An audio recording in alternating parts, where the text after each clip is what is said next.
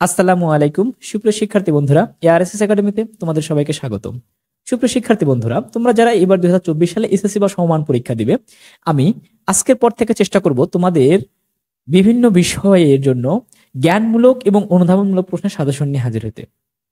বন্ধুরা, যদি তোমরা জ্ঞানমূলক এবং অনুধাবনমূলক প্রশ্নগুলো ভালোভাবে পারো, তাহলেই দেখবে যে তোমাদের পাশ করা অন্তত খুব ইজি।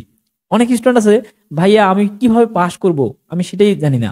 তো আমি তাদেরকে বলবো, তুমি যদি জ্ঞানমূলক এবং অনুধাবনমূলক প্রশ্নগুলো ভালোভাবে পারো, তুমি নিশ্চিত পাশ করে যাবে।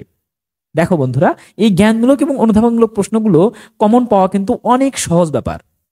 যদি তোমরা রসায়ন পদার্থের ক্ষেত্রে বা গণিতের ক্ষেত্রে বলি আমি, তাহলে দেখো যে রসায়ন পদার্থের ক্ষেত্রে তোমাদের লিখতে হয় 5টা সৃজনশীল, এবং প্রত্যেকটা সৃজনশীলে জ্ঞানমূলক থাকতেছে হচ্ছে একটা করে, অর্থাৎ 5টা সৃজনশীলে 5টা। এরপরে তোমাদের হচ্ছে অনুধাবনমূলক থাকতেছে একটা করে, 5টা সৃজনশীলে 5টা। তাহলে অনুধাবনমূলকে পাচ্ছি 10 মার্ক, আর হচ্ছে জ্ঞানমূলকে পাচ্ছি হচ্ছে 5 মার্ক। অনুধাবনমূলকের 10 মার্ক, জ্ঞানমূলকের 5 মার্ক, এই হচ্ছে টোটাল 15 মার্ক। যেখানে ভাইয়া 17 পাইলেই পাস। তুমি যদি জ্ঞানমূলক এবং অনুধাবনমূলক থেকেই 15 পেতে পারো, তাহলে তোমার 17 পাওয়াটা কি আসলেই কঠিন? না। সুতরাং অবশ্যই তোমরা জ্ঞানমূলক এবং অনুধাবনমূলককে অনেক গুরুত্ব দিবে। অনেক স্টুডেন্ট আসে, তারা করেটা কি, যে শুধুমাত্র প্রয়োগমূলক এবং উচ্চতর দক্ষতামূলক প্রশ্ন নিয়ে প্রচুর টেনশন করে, অথচ জ্ঞানমূলক এবং অনুধাবনমূলক প্রশ্ন পড়ার কোনো সুযোগই থাকে না এবং পড়েও না। যার ফলে পরিণতি আকারে দেখা যায় যে তাদের জ্ঞানমূলক এবং অনুধাবনমূলক খারাপ করতেছে।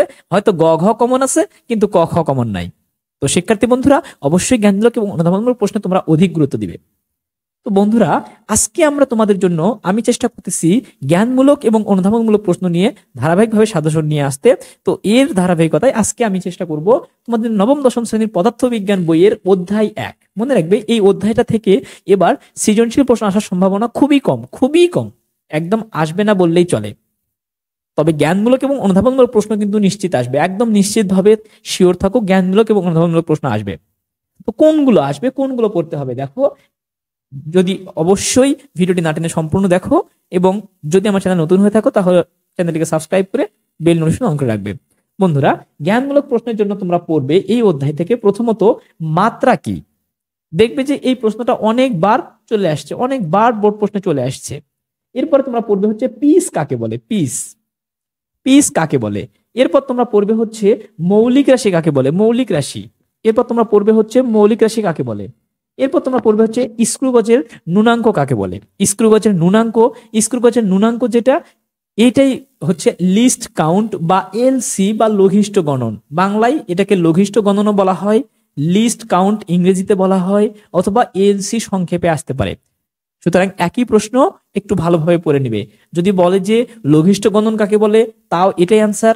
যদি বলে যে লিস্ট কাউন্ট কাকে বলে, তাও এটাই অ্যান্সার। অথবা এলসির ফুল ফর্ম আসতে পারে, লিস্ট কাউন্ট অথবা স্ক্রু গজের ন্যূনাঙ্ক, যে কোনো প্রশ্নে একই উত্তর।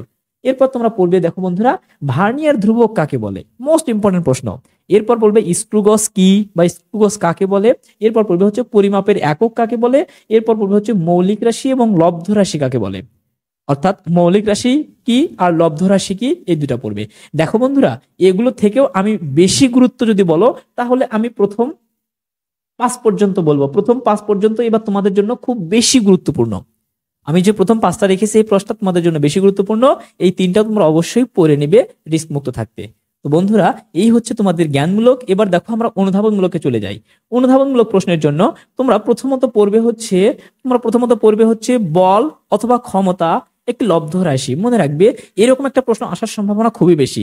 কেমন আসতে পারে, কখনো বল আসতে পারে, প্রশ্ন এইভাবে আসতে পারে যে বল একটি লব্ধ রাশি, ব্যাখ্যা করো। আবার আসতে পারে ক্ষমতা একটি লব্ধ রাশি, ব্যাখ্যা করো। আবার আসতে পারে মন্দন একটি লব্ধ রাশি, ব্যাখ্যা করো। আবার এরকমও আসতে পারে যে অভিকর্ষ ত্বরণ একটি লব্ধ রাশি, ব্যাখ্যা করো। তো প্রশ্ন যেটাই আসুক না কেন, তোমরা অবশ্যই একটা পড়লেই সবগুলোই পেয়ে যাবে। এবং মনে রাখবে, প্রশ্নটা কিন্তু খুবই গুরুত্বপূর্ণ, এবার তোমাদের জন্য একদম খুব গুরুত্বপূর্ণ। এরপর দেখো বন্ধুরা, তোমরা পড়বে হচ্ছে কোন রাশির মাত্রা জানার প্রয়োজন কেন। অর্থাৎ কোন রাশির জন্য আমি মাত্রা কেন জানবো, মাত্রা আসলে আমার কি প্রয়োজন, আমি মাত্রাটা আসলে কেন জানবো, মাত্রা জানার প্রয়োজনীয়তা কি। এরপর তোমরা 3 নাম্বার জন্য পড়বে হচ্ছে কোন রাশির পরিমাণ প্রকাশ করতে গেলে এককের প্রয়োজন হয় কেন। আমরা একটা রাশি প্রকাশ করব, তার জন্য আমাদের এককের প্রয়োজনটা কি। একক এবং মাত্রা, এই দুইটা কিন্তু আসলেই খুবই গুরুত্বপূর্ণ। আমি 2 নম্বরে রেখেছি মাত্রা জানার প্রয়োজন কেন, এরপরে 3 নম্বরে রেখেছি একক জানার প্রয়োজন কেন। তোমরা জানো যে যদি প্রশ্ন বেশি বেশি অ্যানালাইসিস করো তাহলে তোমরা বুঝবে যে মাত্রা এবং একক থেকে প্রত্যেকবার একটা করে এমসিকিউ চলে আসে এবং এগুলো থেকে একটা ক অথবা খ নাম্বার প্রশ্ন চলে আসে। সুতরাং অবশ্যই তোমরা এই দুটো প্রশ্ন খুবই গুরুত্ব দিয়ে পড়বে। এরপর দেখো বন্ধুরা, পরিমাপের ক্ষেত্রে স্লাইড ক্যালিপার্স অপেক্ষা স্ক্রু গজ অধিক সূক্ষ্ম কেন? স্লাইড ক্যালিপার্স অপেক্ষা স্ক্রু গজটা অধিক সূক্ষ্ম, এটা কেন? এটা আমাদের পড়ে নিতে হবে। এরপর দেখো বন্ধুরা, মিটার স্কেলের সাহায্যে বস্তুর সঠিক দৈর্ঘ্য পরিমাপ করা যায় না কেন?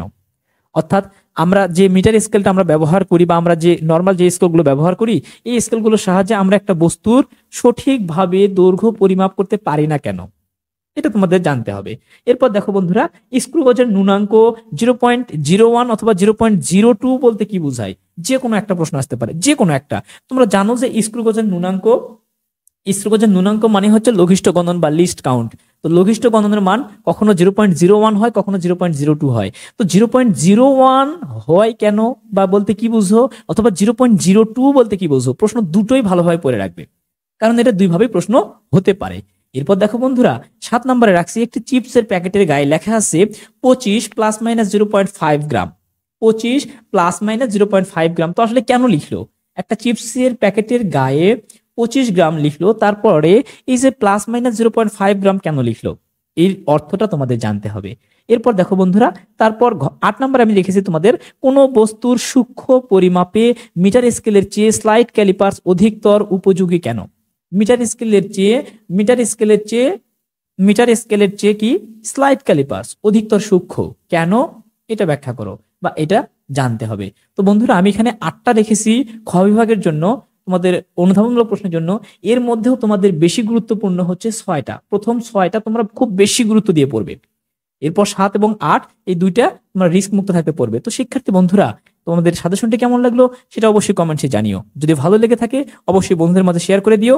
আর তোমরা আসলেই এরকম জ্ঞানমূলক এবং অনুধাবনমূলক প্রশ্ন চাও কিনা বা সাজেশন চাও কিনা, যদি চেয়ে থাকো তাহলে অবশ্যই সেটা আমাকে কমেন্টসে জানিও।